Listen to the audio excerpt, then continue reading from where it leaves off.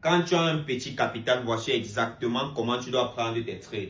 Ne va pas faire comme les experts qui ont déjà un gros capital, parce que toi, en tant que trader qui n'a pas de capital, mais qui sait quand même ce que c'est que le trading, qui sait quand même trader, ton premier objectif doit être de te constituer un bon capital.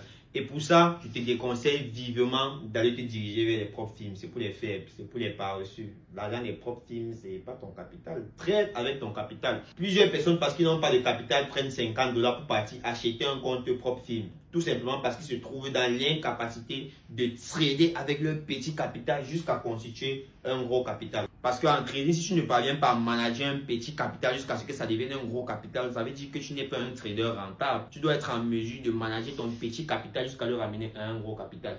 Pour ça, donc, il y a les choses que tu ne dois pas faire. Les erreurs que les gens qui ont des gros capitaux peuvent se permettre de faire, que toi, tu ne dois pas faire, parce que ton objectif n'est pas seulement de gagner, mais de pouvoir avoir un grand capital afin de pouvoir maintenant courir de risques plus mesurés. Parce que 100% de 10 000 $ est largement supérieur à 1000% de 50 $. Donc, sans plus tarder, voici comment tu dois trader. Dans une situation comme ça, par exemple, un trader expert, un trader qui a déjà son bon capital, etc., va peut-être venir, puisqu'on est bien clair que, bon, là, on a un W, ça ne se discute pas. Puis, il va peut-être venir faire son setup, se placer comme ça, entrer en position, et il va faire combien, quel pourcentage? Ici, on est à 40%. Avec un levier de 20, on est à 800%. 800% de performance sur ce setup-ci, avec un levier de 20. Toi, en tant que quelqu'un qui n'a pas de capital, si tu prends le même setup avec ton capital de 50 $, ça va tout simplement te faire avoir un profit de 400 $. 400 $ seulement pour un truc qui te donne 800% de profit. Tu vois que c'est très faible.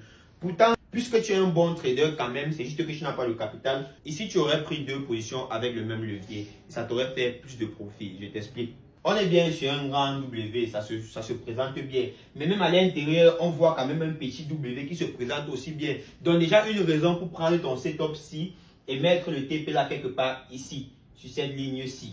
Notre setup ici nous donne quoi? Nous donne 18%. 18% ici avec un levier de 20, ça nous donne 360%. Donc tu viens de faire 360% de tes 50 $. En gros, tu as pris un profit de 180 $ et ton capital maintenant est déjà à 230 $.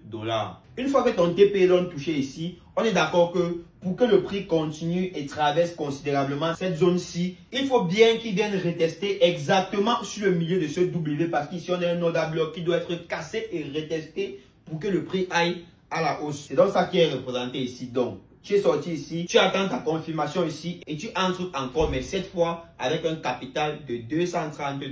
Donc maintenant, tu places ton deuxième setup avec ton stop loss directement en bas du dernier BOS. Et maintenant, tu mets le TP au même endroit que tu aurais mis au départ. Ici, on a une performance de 25% seulement. Mais là, ici, c'est 25% de 230 $.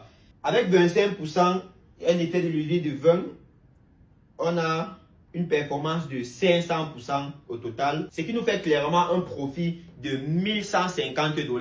Ça veut dire que à la fin de ce trade, tu te trouves avec un capital de 1150 $ plus 230 $, ce qui te fait 1380 $. Pourtant, si tu avais juste pris le trade ici, mais que ton TP ici, avec un capital de 50 $ pour avoir une performance de 600%, tu aurais gagné 300 $ de profit. Tu vois que c'est une performance gaspillée. Donc, quand tu as un petit capital, trade avec la mentalité de quelqu'un qui a un petit capital. C'est de la puissance de l'intérêt composé. Ne prends pas tes trades comme tous les autres vont prendre les trades. On est d'accord qu'un graphique ne quitte jamais du bas vers le haut sans faire de retest, sans faire de BOS. Donc, tu dois donc te servir de ces BOS là bien calculés, prendre un risque bien mesuré. Et là où les gens prennent un setup, tu t'arranges à prendre deux bons setups dans le même intervalle. Voilà comment tu dois faire pour multiplier ton capital. Tu vois qu'avec 50 $, sur ce petit mouvement-ci, tu es déjà à 1380 $. Donc, tu n'es plus compté parmi les gens qui ont des petits capitaux. Maintenant, avec tes 1380 $,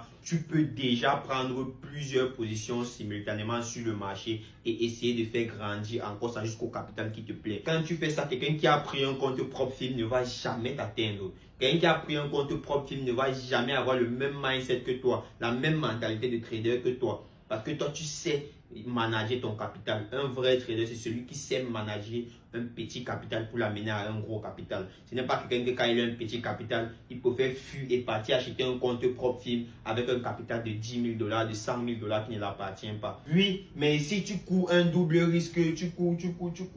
On est là pour courir les risques. Le trading, c'est le risque.